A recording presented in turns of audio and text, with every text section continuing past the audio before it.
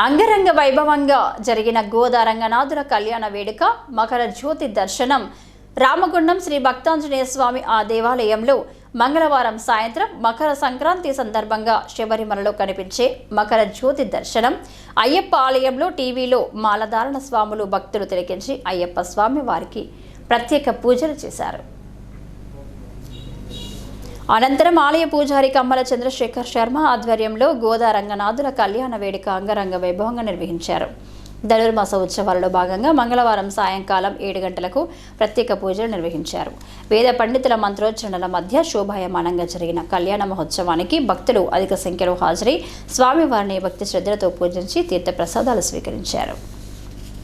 50 మంది భక్తజనానికి తెలియజేసేది ఏమిటంటే, నేడు మకర సంక్రాంతిని పురస్కరించుకొని భక్తాంజనేయ స్వామి దేవాలయంలో ఉన్నటువంటి యొక్క సీతారామచంద్ర స్వామి వారికి మరి గత 30 రోజుల నుంచి నిర్వహించినటువంటి యొక్క ధనుర్మాస వ్రత సందర్భంగా గోదారంగనాయకుల కళ్యాణ మహోత్సవాన్ని నిర్వహించడం జరిగింది.